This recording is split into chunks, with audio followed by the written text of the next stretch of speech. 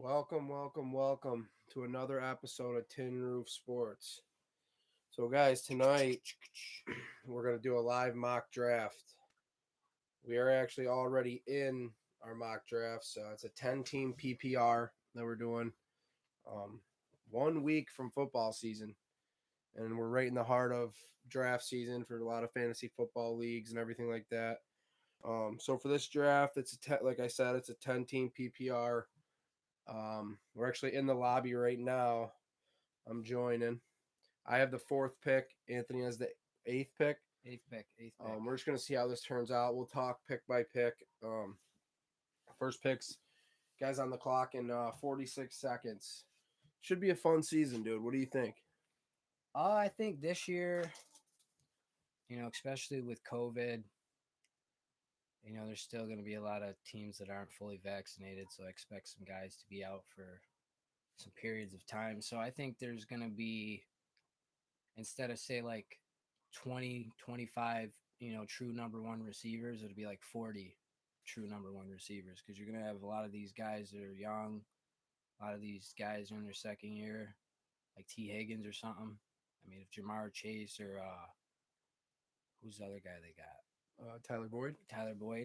They go, one of those guys go down, he could easily have a big year. You know what I mean? Yeah, that's the thing with wide receivers, man. That they same are with Dallas, the like best day of the year. yeah, Draft day. and it is. They are a dime a like dozen. CD Lamb. Like if Cooper or Gallup get COVID or something like that, you're looking at big 1,300 yard season out of him. So Exactly. I think there's a lot of receivers this year, so that's definitely something. Unless you're talking about like the top 3 or 5 guys, I'm probably not going to really mess with to like the 4th, 5th round. Yeah, you gotta. Sometimes this year you might have to draft 2 receivers from the same team, not right in a row, but late, or have them ready to be picked up. I'm actually on the clock, and Delvin Cook is sitting there with the 4th pick. So I'm going to go ahead and take Delvin Cook. That's surprising to me. Oh, wow. So and I'll be honest, other than Tyreek Hill and Devonte Adams and DeAndre Hopkins, nothing against Stephon Diggs, but them are the only 3 guys that are worthy of the first 2 rounds, in my opinion. The only reason why I don't take Diggs is because last year was his first huge year that he was on those guys' levels. Yeah, so I get that. What do you think about Travis Kelsey going in top 6 I in wouldn't the first round? I just wouldn't do it, because you could get 85%, 90% of his production from Darren Waller or George Kittle at 28. Yeah, but if you don't get him or them two, now you're looking at that's where the drop 40%. Honestly, after those guys, I think the only guy that has potential is Pitts, because he's a rookie. You know what I mean? Yeah, and even then, you're still banking on him having a 7 or 8. I mean, there's Hawkinson and Robert Tonyan and even Logan Thomas this year. He's flashed some stuff last year, and now he's got Fitzmagic over there. So they auto picked for me. What'd you get? I got Travis Kelsey. Speaking of the devil, yeah, with the 8th pick. So yeah. I mean, I wouldn't be against grabbing him just because he's going to get you 100 catches, 10 touchdowns, and 1,000 yards. So it's a sure thing. There's only 3 tight ends you could really say confidently can do that, and that's all right. Waller. So what do you think Kittle. right now? If your next pick, you're up. What if you went Darren Waller right now? Now you have 2 tight ends. I wouldn't do that. Only because it's a running back league and where I'm at right now. Right now it's tough not to go Taylor, because if you look, you want Harris. I went Harris just because I think only because of Big Ben, he's gonna get the catches and the 1,000 yards to have an impact. Yeah, he's gotta. I mean, James Conner was an elite player, and he still was good for 800 plus yards every year. Yeah. I think he goes to another team. He's just like James Conner. He's kind of like a platoon running back. Everybody's down on him, man. Everyone's. I like the guy just because he beat cancer and he's got a great story and stuff behind him. But just like as far as like putting him in the top 20, like last year, I might have said he was top 20, and then this year, it's hard for me to say that going into the season. See, right now I'm on the clock. I got 40 seconds. There's DeAndre Hopkins, Calvin Ridley, DK Metcalf. I already got my first running back. I'd probably go with Hopkins there. That's what I'm thinking. It's a no-brainer, right? I mean, DeAndre Hopkins. Ridley and Metcalf are nice, but those guys, I went Hopkins. It's a thing. Hopkins is a guarantee, man. He's like, obviously every guy, like you got Julio and you got Devonte Adams that, you know what I'm saying, or some guys that for a while have been doing some things. But the guys like Terrell Owens and Larry Fitzgerald, he's the next guy that I see going to like 35, 36, taking care of the body. Well, there's three things in the planet that are guaranteed. Hopkins getting 1,000 yards, death, and taxes. Yeah. The guy has got 1,000 yards every year unless he's been hurt, and I don't even think he has. No. I think we looked at one day to check him and Devonte out. We were looking at them. I think he was like 8 straight seasons of 1,000 yards. And DeAndre Hopkins. I mean, Kyler Murray's only getting better. Yeah. So it's you're probably up here soon.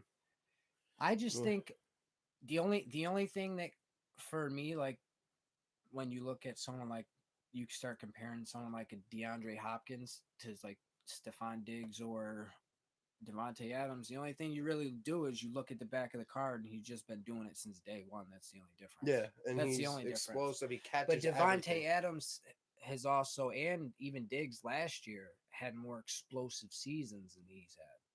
But he's just got that 1,200, 85 catches, 8 to 10 touchdowns every single year. Yeah. And Adams was number one by far last year because he had 18 touchdowns. The best ability any top athlete could have is availability. I mean, that's the difference between Aaron Judge and Mike Trout other than this year. You know what I mean? All right, so I'm on the clock. 3rd round, pick 4. There's DK Metcalf, Justin Jefferson, and Joe Mixon available. Now, do I go running back and solidify Joe Mixon with Delvin Cook, or do I go Justin Jefferson and solidify Justin Jefferson and DeAndre Hopkins? I mean, I personally would go with DK Metcalf on this pick. I like Metcalf. Well, you want to know where I'm going to go here? I'm going to go down a little bit, and I'm going to go with Chris Carson. And the reason I'm going with Chris Carson because people are down on him, but he's 20 carries every game. He's getting better at catching the ball. And if he's on the field, he's 1,000 yards every year. They run the ball over there. You know who's another guy that doesn't get a lot of credit, although to me he's a phenomenal receiver, is Tyler Lockett. I think just because they kind of got like 2 1B receivers over there. Yeah, well, that's the thing is Tyler Lockett this year, he's not going to be the guy that's getting the double coverage over the top. It's going to be DK. Yeah. So Tyler Lockett is probably in. And I like him, the fact that he could get it and he could take it with him somewhere. Well, and based on ADP, you can get Tyler Lockett in the 8th, 9th round compared to DK in the 3rd. Mm-hmm. That's if you can get Justin Jefferson and then Tyler Lockett in the 8th. Now you got a DK caliber player and his counterpart. Who'd you go with there? I went with James Robinson. He didn't get no love last year. And everyone was hating on him this year. And then, the football gods took Tyler Etienne out for the year. I want to know one thing. Who gave him some love in our league? Oh, you did. And I think you picked him up, though. You picked him up on the waiver wire, because right? he didn't know he was a rookie. But he's one of those guys, honestly, undrafted. The reason why I like him to repeat as 1,000-yard guy is because he gets low. And what did Urban Meyer do in college? Ezekiel Elliott, all the other running backs they've had, Hyde. Yeah. They all come into the NFL and they do well. The guy's a good he coaches running backs well. All right, I'm back on the clock. I want a guy that's going to give me all 3. And I'm going to go with Lockett. I think Mike Evans could have a huge year this year. Yeah. But I went with Lockett just because it's PPR, and I feel like Lockett will have more catches. Yeah. Plus, Evans has got all them great weapons around him. I think yardage-wise, he's going to have a big season.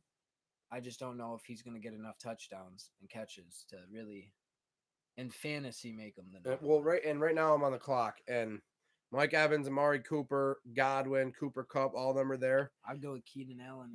Here's the thing: 40s. is there's one guy in there right now that's being slept on so hard because he moved teams, and that's Julio Jones.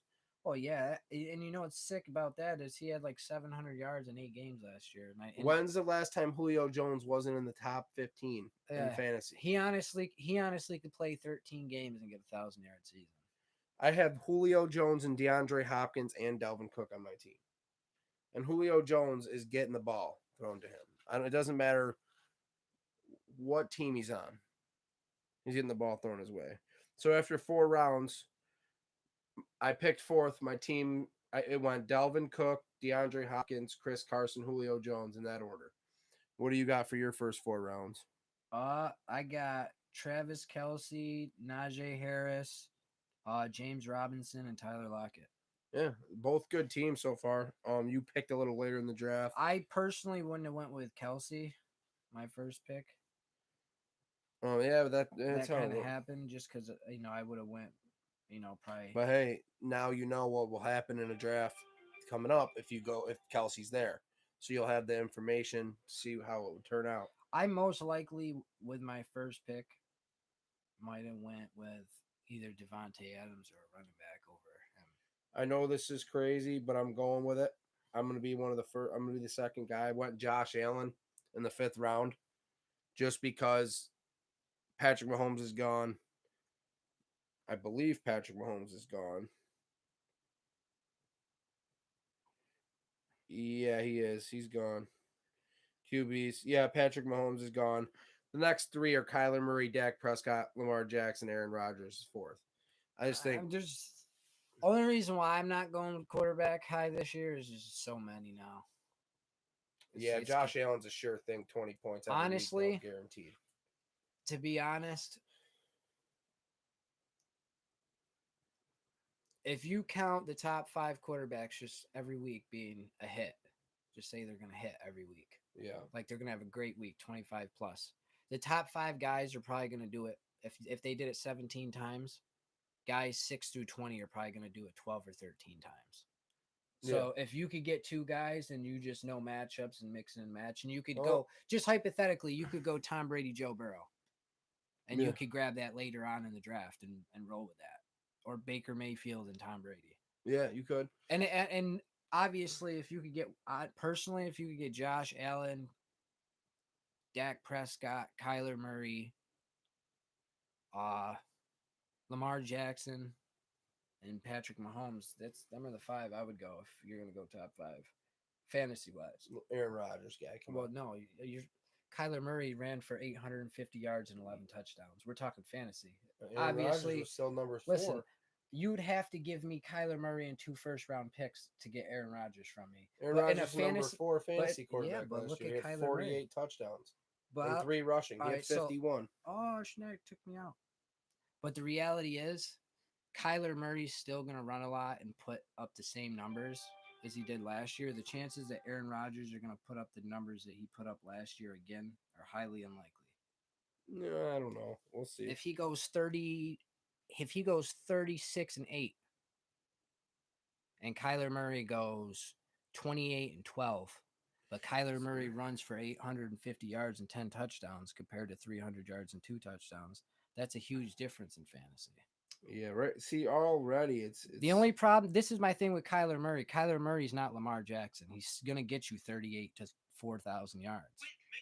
You know what I'm saying? Yeah. Lamar Jackson's different. Like he only passes for 2,800 yards, so his running is not really. He's literally no different than Aaron Rodgers because he's passing for almost 2,000 less yards passing. 15 less passing touchdowns. Yeah, at least with Kyler Murray, he's running for 810 touchdowns. He's going to obviously not do that every year, but he's probably going to get you 6 to 8 touchdowns and 700 plus yards. But he's also getting you 3,500, 4,000 yards, 3,800 yards last year. Rushing quarterbacks are where they're at. Right now. And to me, he's literally the only thing I love about that dude is he's got such an arm on him, Kyler Murray, for his running ability. Mm-hmm. That's what Lamar Jackson don't have. He might be more flashier running than Kyler Murray is, but Kyler Murray's more stockier built for his size. Yeah.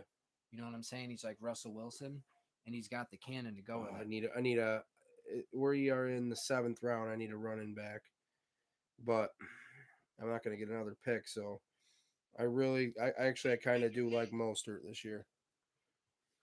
Everyone's talking about Sermon, but he's number 2 on the depth chart to Raheem Mostert right now. Everyone's just banking on Mostert to get hurt. I don't know. He's got to be healthy once in a while. You know what I mean? He's got to have a year. And coming from a Packers point of view, ran for about 300 on us in the playoff game. So the Yeah. guy can run. He's just got to stay healthy, man. That's it for him. It's tough right now because you got a tight end. So that's good. I don't have one, but I got a pretty stacked team otherwise. Yeah. So after 7 rounds, I got Josh Allen, Delvin Cook, Chris Carson, DeAndre Hopkins, Julio Jones, Juju Smith-Schuster, and Raheem Mostert. Yeah, I got Harris, Robinson, Lockett, Cooper Kupp, Travis Kelsey, David Moore, Chris Davis, and Damian Harris. I didn't want more though. I was going after Kareem Hunt, and I auto picked on accident. So I was going for Kareem Hunt, and he was still on the board. So I should have had Kareem Hunt in that spot. Yeah, another good guy to get this year. Like right now in round 8, it's almost like I gotta go Robbie Tanyan, man. I gotta get a tight end. There's 4 good ones left: Johnny Smith, Goddard, Tanyan, and Gasecki. And Tanyan had 10 touchdowns last year. You know who could have a good year this year at tight end is Chris Herndon that got traded to the Vikings. Yeah, he could. I think that he was on pace. He was going to have one of them 500 to 700 yard seasons with Zach Wilson anyway. Yeah. And he had 600 yards his first year coming out of college, and he was only 22, and then he got hurt. And then last year, he only had like 300 yards last year, but no, like Jamison Crowder was a phenomenal receiver when you watched each Jets game. And then when you watch his stats add up at the end of the year, like 699 yards, it's all he had. And it looked like he was getting 100 yards every week. Yeah. You know what I mean? I hear you there. But a lot of guys had down years because Sam Darnold. And I think, just with Sam Darnold gone and a new coaching staff, the Jets in general, players are going to be better. So I think Chris Herndon would have had a good year at tight end with the Jets. But I think with, Kirk Cousins, obviously a veteran quarterback, he could probably easily, for sure, get 600 plus yards. So that's someone in your late rounds, you know what I mean, you could look at. Yeah. So I'm going to be coming up right after this pick. And if this guy doesn't take the guy I want, I'm going to bring this up. This is one of my sleepers of the draft. And it's Tyler Boyd. And the reason it is Tyler Boyd is everyone's saying T. Higgins, Jamar Chase. Well, what's the constant been for the last 3 years? Tyler Boyd. If I think in that offense, it should be number 1, Tyler Boyd, number 2, T. Higgins, number 3, Jamar Chase as of right now. Chase is unproven. T. Higgins played decent last year. Boyd was hurt. But if you watch Tyler Boyd play, right now, he's the best wide receiver on that team. I think this dude is a steal that I'm about to get. And the reason why I say he's a steal is because he's old. Not old, but he's older. He had probably his best year last year. And the team he's going to, he's going to have so many opportunities that 1,000 yards is not even out of the woodworks. Wow, they have Zach Moss ranked ahead of Devin Singletary. My person that was my pick is Marvin Jones Jr. over there in Jacksonville. Yeah, I think he got picked, or you picked him? I just grabbed him in the 9th round. No. 9th round. That's Marvin a 1,000-yard Jones. receiver. He had like 1,000 yards almost last year. Yeah, man. And that was with Stafford on a shitty team that didn't have nothing around them. So you got to figure the defense was definitely in on him. Now you go over to, Jacksonville's not a great team, but they're young. Obviously, you know what I mean? They got new pieces there. He could easily put up. They're definitely better than Detroit was last year, Jacksonville. Oh, yeah. Their line's better. Their quarterback is going to play better than the quarterback. I still think Stafford's better than Lawrence right now, because it's too early. But yeah, I think Trevor Lawrence is going to perform better this year. You're on the clock right now. Than what's his name did last year. Yeah. All right, I got wide receiver, running back, wide receiver. I need to get some running back action. Oh, yeah. I have so many wide receivers. I have 1, 2, 3. I think 4. Leonard Fournette's going to take that Tampa Bay job by storm. He could be a sneaky 1,000-yard back this year. Yeah. Same think with we Gus Edwards for Yeah. J.K. Dobbins. That could be a steal. For sure. Gus Edwards. So I'm going to go. I already have Tanyan, but I'm going to go with Mike Gesicki here so that I double up on tight ends. One might get hurt, one might not, but they're both very viable options.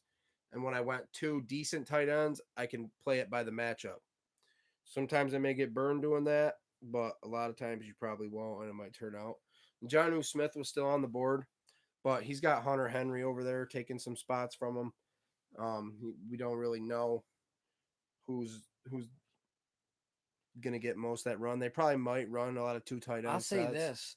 For running backs this year, the running backs are definitely top heavy, and there's a little bit more depth this year than in past. But there's a lot of those guys. Like, for instance, I was just going down this list. You got dudes like David Johnson and Philip Lindsay on Houston. And, yeah, that team sucks, but those 2 dudes could get a lot of opportunities, and they both could catch the ball. And they're proven guys. That's It's it's tricky. Later in the draft, some people say go for 1 second. I'm up right now. I'm gonna go back. Ooh, we got Kenyon Drake, Melvin Gordon, James Conner, my boy AJ Dillon, aka the Quad Father. And to be honest, I'm gonna go AJ Dillon for one reason and one reason only. Not because I'm a Packer fan, but if God forbid anything happened to Aaron Jones, AJ Dillon is an RB1 from day one. You know what I think is probably the safest thing to do, even though it might sound a little crazy, What? to pick up both of the running backs for Tampa Bay. Because I think each week you'll clearly know which guy is going to be playing the most. Yeah, it depends. We'll see. Because they're very different. And the reason why I say that is Fournette, he could catch the ball a little bit better. Yeah. Compared to Jones, who's more of a head-on runner. Even though Fournette's bigger, he's better at catching the ball. And I just feel like Fournette is probably the safer bet. But if you get hands on both of them, that's not a bad idea because week in and week out, you're guaranteed. Or if one goes down, it's a guarantee. The other one's going to be a 15-plus every week type of guy. The only problem I have with Tampa Bay... I just grabbed Michael Carter from the Jets. I think he's going to be a steal. Yeah. I just think that the problem with him is guys are probably going to have to wait till week 3 or 4 before they start getting a payoff because he's a rookie. He's got some veterans in front of him. They're a young team, so I think with young teams, especially with a rookie head coach and a rookie quarterback, they're going to want to have veteran receivers and running backs playing in the beginning. Yeah, that's what you might have a guy that you could stash. A lot of times you might be able to get a rookie that came out, like killed it early just to see. But my next pick, I could probably get him even later, but I'm sitting here in a mock draft with you, so I might go with him after this. Who's that? Elijah Moore. I think I'm going to pick him up just as a late round stab. If something clicks. Well, that's the thing about him. They say he's going to be a bigger impact for the Jets this year than Corey Davis, the coaches. They say this guy is it. Yeah, Corey Davis even said Elijah Moore. Everyone's thinking just because he didn't play in the preseason that he said he could be rookie of the year. This is the number 1 receiver on the team saying that this guy could be rookie. Exactly. So if your number 1 target is saying this guy might be rookie of the year, that means he feels like 700 or 800 plus yards. In order to be rookie of the year, you got to get close to 1,000 on a regular year. Granted, last year Justin Jefferson went off the chain. Yeah. Usually it's 900 to like 1,100 is big for a rookie. Yeah. Even 800 or 700 the next year, you might. I mean, look at Devonte Adams. Exactly. His first 2 years, he wasn't no 1,000-yard threat. No. You got to develop sometimes, but I think that Elijah Moore, not only, I think he's going to be a top 50 receiver this year. I think Corey Davis is too. I think the Jets got a good duo right there. Yep. So I'm on the clock. Trey Sermon's there. Michael Pittman. I already picked up Mostert, so I'm going to go Sermon. Just to handcuff it. If something does happen to Mostert, I got the rookie behind him. Could turn out to be a league winner if You know who's the quarterback steal this year? Matt Stafford.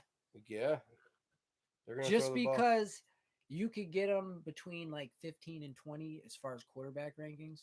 And the fact that he's leaving Detroit and going to LA with all them options and that coach, Yeah. he's good for 4,500 He yards might be this top year. 5. He's guaranteed for 4,500 yards and 35 touchdowns this year with that coach, McVeigh.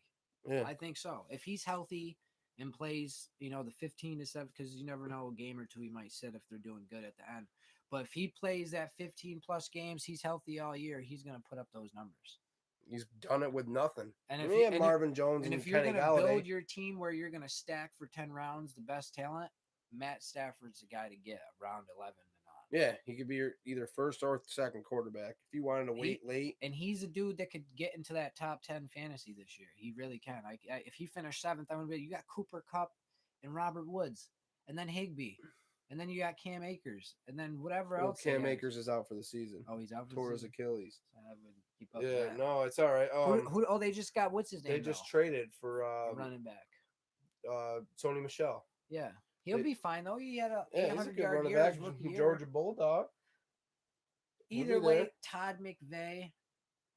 Put it this way: Todd McVeigh is a better head coach than the coach in Detroit, and the 2 wide receiver options he has are better than any options he had in Detroit. So yeah, with Sean that being McVay, said, but I got you. I don't know if I'm not as high on them winning in the division because to me winning a division in football, especially their division, winning a division in football like that's not like you go to Buffalo's division, you can go to Kansas City's division, and you could probably go to Green Bay's division. You can't go to even Tampa Bay's. Ooh, who do I go with here, guys? I'm gonna go down the list here. They all picked Joe Burrow for me. I was gonna get him anyway. But yeah. I just feel like I don't know. Their whole team, the way they're set up out in LA, I just feel like he's set up to succeed. But to win the whole division, it takes more than just offense. Like if their defense takes a step back or there's injuries, football is just weird. I went with a handcuff to my number 4 pick in the draft. I went with Alexander Madison just in case. I think this year, though, off the topic of fantasy, as far as the NFL goes, out of the 14 teams that made the playoffs last year, so 14 teams, I could see maybe 5 or 6 new teams this year making the playoffs. Yeah. I mean, we were just talking about the Rams. The Rams are going to win that division. Yeah. But they got nothing but better. Yeah, but I will say this. No matter what, and this is just a fact,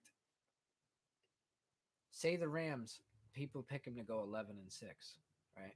Yeah. Just hypothetically, that's a good record. Yeah.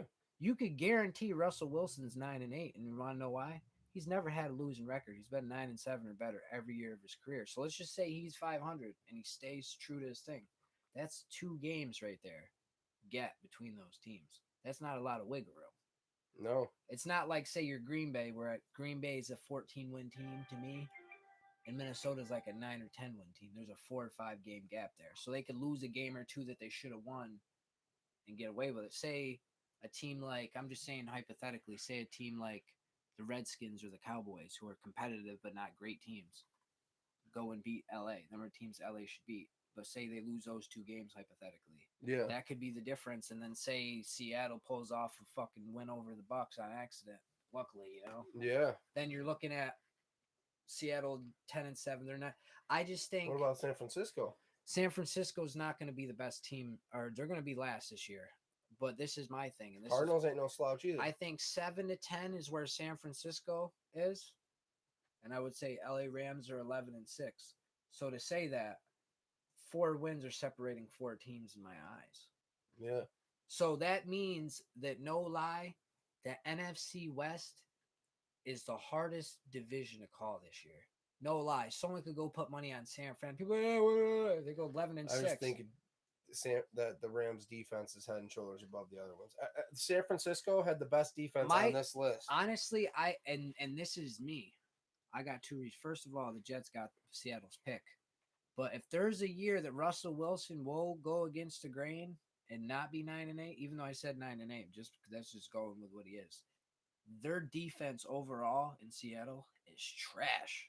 Yeah. Their defense, and that's not a knock. Like that's my favorite quarterback, Russell Wilson. I've always pulled for Seattle. But their defense, ever since they broke up that Legion of Doom for the last couple years, has only took a step back. They are no lie. If you rank the top 32 teams defensively minded, this is no lie. Seattle would be lucky to finish number 20th this year. Yeah. Now, when was Seattle finishing 20th ever like, oh, that's the best they could do? Like, that's a bad season for them normally, defensively. Exactly. Yeah, for sure. Now it's like you would love for a fifth ranking in between the 15 and 20 area. Yeah, for sure. And I think Russell Wilson's going to be top 5 in passing yards possibly, and he's going to have the receivers, and they're going to put up the points. But, I mean, they went and traded all their draft capital for Jamal Adams, and the dude's below average at pass coverage. Yeah. And like, good, he gets 8 to 10 sacks. But he's pretty much a linebacker at safety. He's pretty much Cam Chancellor. Cam Chancellor's going to knock your head off, but you're going to toss the ball over his head too. Yeah, I hear you there. So it's like, I like Jamal Adams, but to me, he's the most overrated safety. And I think as a Jets fan, I've seen enough of it to say he's overrated. And people say, well, why would you say that? The best safety, hands down, when you're talking about run stopping and paying the pass, is Budda Baker. Yeah. Budda Baker. Why? Because he does it all. You got to do it all. The second guy that does it all is probably the Honey Badger. Yeah. You know, I don't like a guy that's just – I'd like Marcus May over Jamal Adams as an overall player. Why? Because he could get a couple sacks every year and play up at the line, and he's above average in the secondary, you know, stopping the pass. Everything, like, people look at sacks. Like, all right, cool. Say he has 8 sacks, but he missed – hypothetically, he missed 20 tackles. And out of those 20 tackles he missed, 3 of them went for touchdowns. Well, all right, cool. He's great at sacking the quarterback, but once you get past him, he can't catch up with you. Yeah. You know what I mean? So you got to look at each individual player and rate players based on their overall rating. Like, I always used to look at just interceptions or sacks or touchdown or yardage. Like, when, for instance, when the Jets first signed Corey Davis this year, I wanted Juju. I wanted Godwin. I wanted Allen Robinson. Some of these guys got tagged, so they didn't get a chance. But I wanted all these other guys, right? And then Corey Davis. So I'm like, all right, looked up his stats. He had 3,000 receiving yards in 4 years. So I'm like, all right, he's averaging 700 to 800 yards a year. Last year, he was like 50 yards under 1,000. But then when I started like reading up on this guy, seeing what coaches said about him, seeing what players said about him, every single person on Tennessee said that if it wasn't for Corey Davis blocking the way he blocks, Derrick Henry wouldn't have had the running success that he had. So for a receiver to block like that and play his position of receiving the ball too, like, those things go unaccounted for. Someone like Juju Smith-Schuster, he's probably the nastiest finesse receiver out there, but he's one of the worst blockers. He's a softer player. You know what I'm saying? Some guys are softer guys and they're finesse players. They like T.O. He was a finesse guy. You know? But he was amazing. That's the difference. Juju's got a couple fights. Yeah, no, I'm not saying that, but he's more he's not your, you know, he's more of a T.O. than a Derek Mason. Yeah. Corey Davis is more of a Derek Mason than he is a T.O. Yeah, I hear you there. You know what I'm saying? I still think anyone that's in the NFL is tough. I probably would lose in a fight to any receiver that's moving in the league. Yeah. They're all tough physically, but as far as playing tough, like having that net, like what's his name? Perfect. Vontez Perfect. That dude played nasty. Yeah. He wasn't just Hines a tough. Ward. He was he played Hines Ward. If he wasn't catching a pass, there wasn't just no. Nah, his helmet was going upside your helmet on the play. Yeah, you know what I mean. He was put. Guy who likes. He didn't hit. care if he was going to be out for the rest of the game. He wanted to get that hit. And some guys, when they get a couple blocks and they get hit, they kind of, it's like a basketball player. They get their second wind. Yeah. They're like, all right, I got hit. I got dirty. A little mojo. All right, I'm ready. Now when I hit the floor, it's not going to phase me. You know what I mean? Once you hit the ground, you're like, all right, I felt the grass. I felt the burn of my skin with the rug burn on the grass. I'm good to go. Like, it hit me. Yeah. And I think Corey Davis is a football player. And that's like that tough football player mentality is what I didn't see in his stats. So I think a lot of guys sometimes we see certain stats and we're like, this guy's nasty. Like nothing against Jamal Adams. I just think of the top 10 safeties and probably 6 or 7 of the guys in the top 10 outside of him, I would probably take before him just because they play all elements of the game, even stuff that we wouldn't see on the stat sheet. For sure. Well, we concluded the mock draft. Oh, yeah, I got to grab mine and let you know who I got. Hit dismiss. All right. So with the 4th pick, I ended up with somehow I got Dalvin Cook with the 4th pick. I had 8th pick. I grabbed they grabbed Travis Kelsey for me, but yeah, I got Travis Kelsey with the 8th. So my takeaways from the final mock draft, our league draft is actually Sunday. We might get up something for you guys pre-draft, maybe a little post-draft thing. Not too sure yet. But my takeaways are same as the last couple of years. The top 7, 8 running backs, they're going to go quick. Unless I'm even a little biased with Devonte Adams, but if there's if Saquon Barkley's there or Zeke and Devonte Adams is there, the value's in the running back in that situation because you can get 2 guys that can accomplish the Devonte Adams role, and you can't really fill the void of a Zeke or Saquon as well. So I would always go running back. Yeah, like especially if you had to fill hypothetically, like if you had to fill in Corey Davis for Devonte Adams, we'll just say, because we were just talking about him.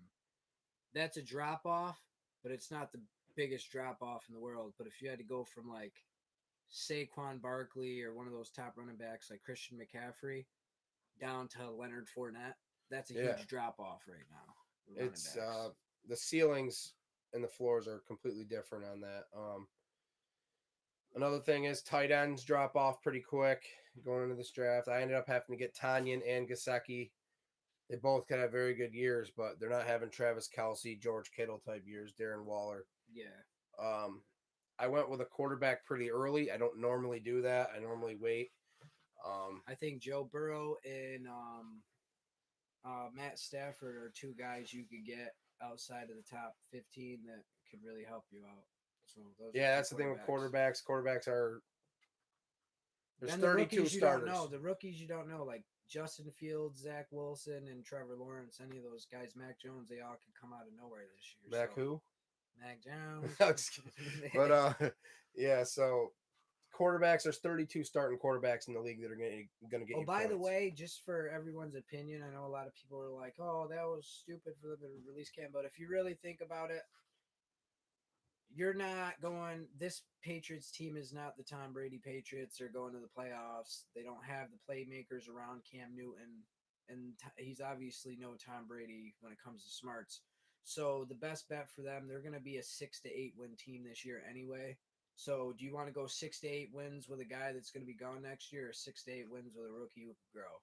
So the Mac Jones move, I think, was good. And I think Mac Jones is a lot better than what he gets credit for. Everyone loves the running quarterback, and because he's not that, no one likes him like that. But he's pretty dang good. I still think he's a 3,500 to 4,000 passing per year type of guy. And when Bill Belichick looks for advice, the first guy he goes to is Nick Saban. And the guy coached Nick Saban coached the guy, gave his stamp of approval.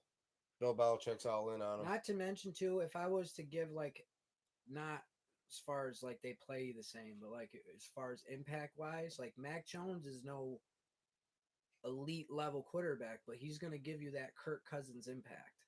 He's going to be a good quarterback. He's not going to be no huge, but he's going to be good enough to win ball games. And if he's got the team around him and the coaching staff around him, he can beat you. And I think he's in a good fit. Yeah, he's an even keel, smart guy that, like Belichick, will be able to coach him up and get him to where he needs to be. But so like we were saying with fantasy football, the quarterbacks, there's 32 starters in the league. It's the only position where you could pick one and they're going to start, and you don't need 2 or 3 of them in your lineup. Yeah.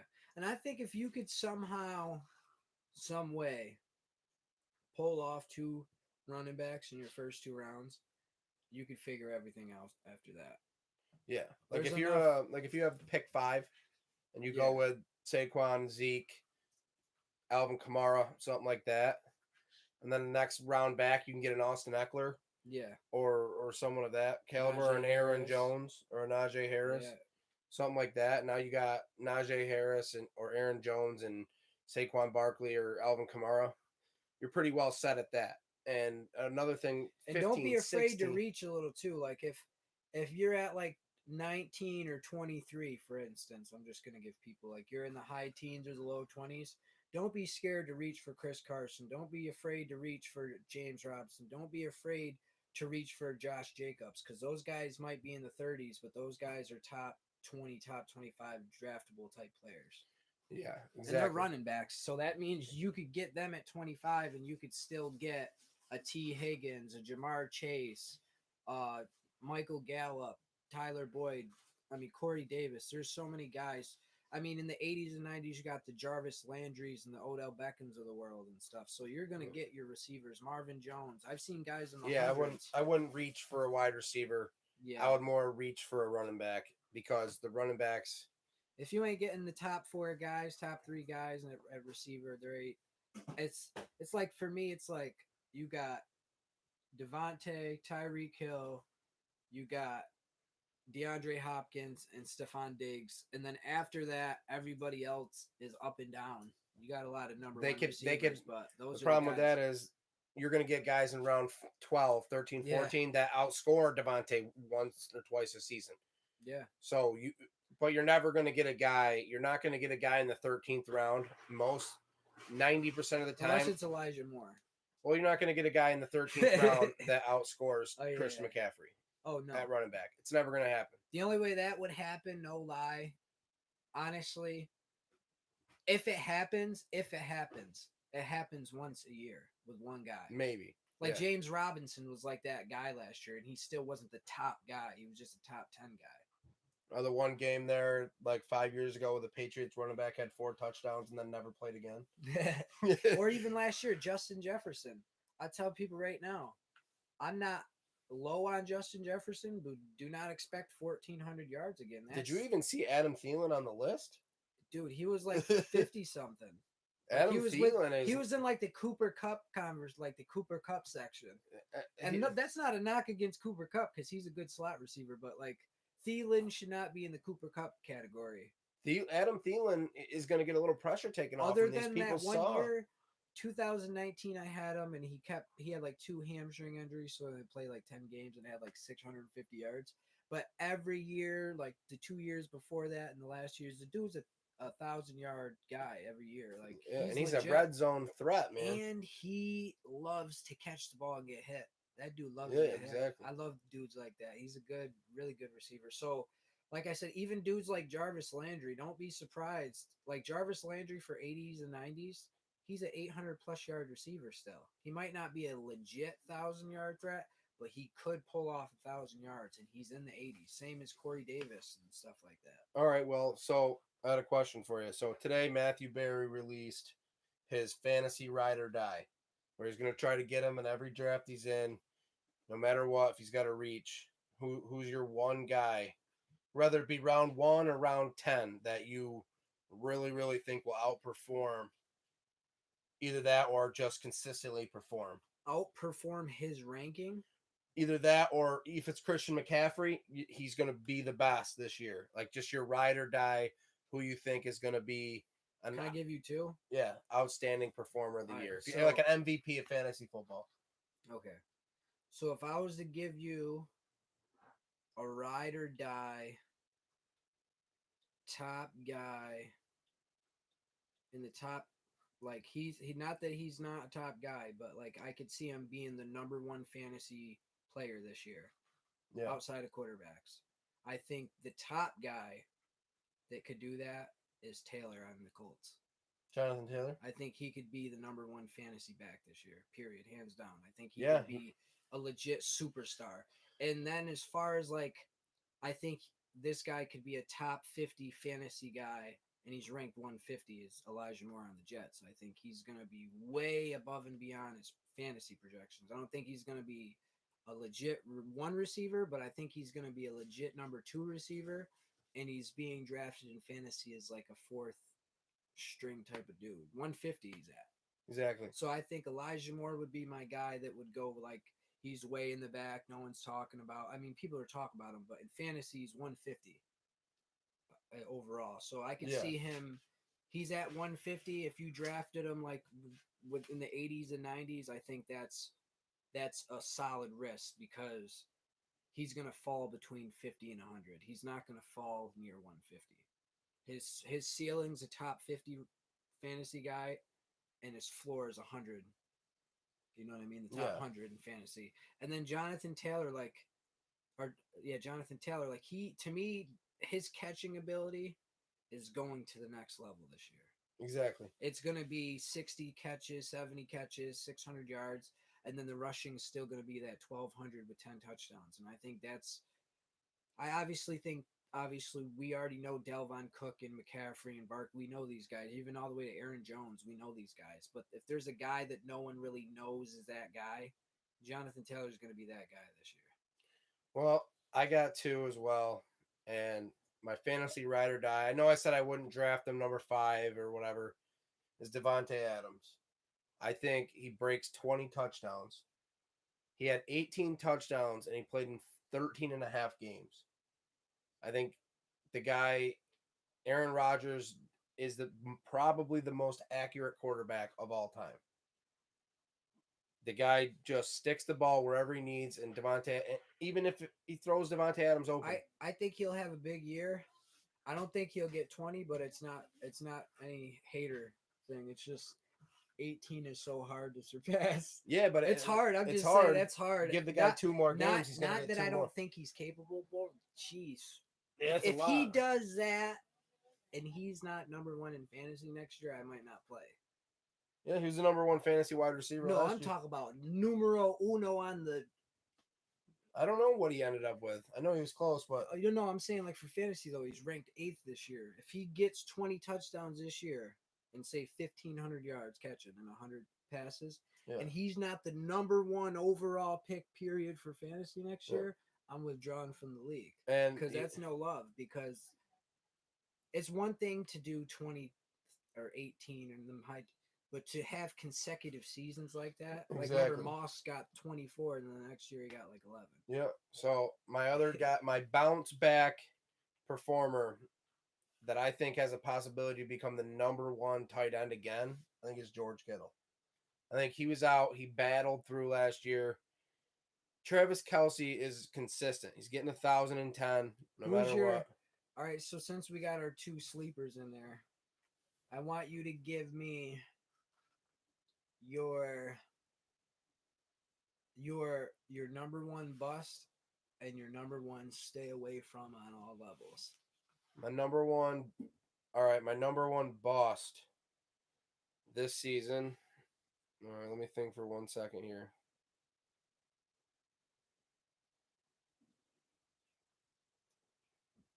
Oh, my number 1 bust. Not even a bust. I'll go start with my stay away from. My stay away from is Saquon Barkley. And not because he's not a great player. He's going to be great. My number 1 stay away from him is the Giants have no defense. Even if he gets the ball dumped down to him, I just don't think the Giants are going to have the offense. And it's not him I'm not saying he might have 800 to 1,000 yards and 6 touchdowns.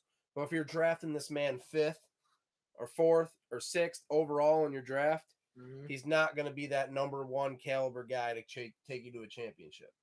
So in the first round, if I had 9th pick and I picked 9 and 11 and Saquon Barkley was in the 2nd round, 100% taking him. But my stay away from him is simply based off he's getting drafted in the 1st round.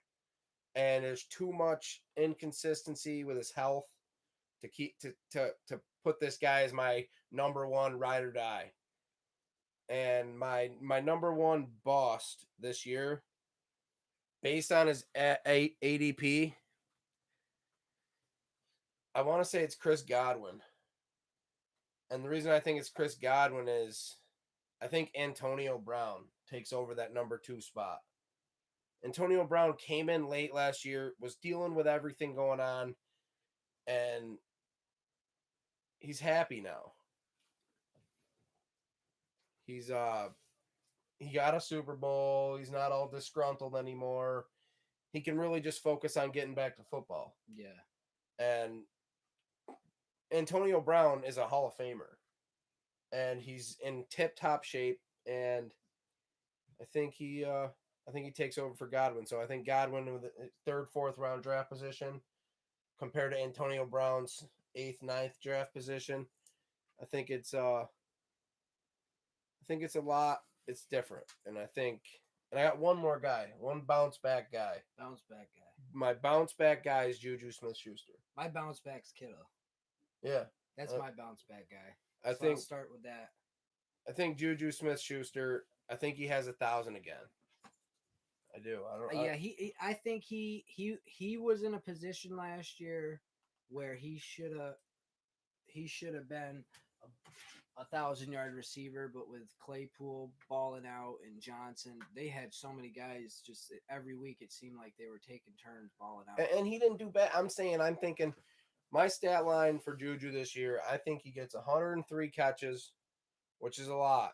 But Big Ben will be there. I think he gets 103 catches for. I think the 1,000 yards is the trick. Yeah, because he's 1,150. Even and last 8 year, touchdowns. I think he had close to 100 catches, but he only had like 800 and something yards. Yeah. So he's definitely a guy I could see bouncing back. As far as mine goes, as far as like bust, like a biggest bust this year, I think my biggest bust this year would have to be Austin Eckler. And the only reason why is because he's a top 20 fantasy guy.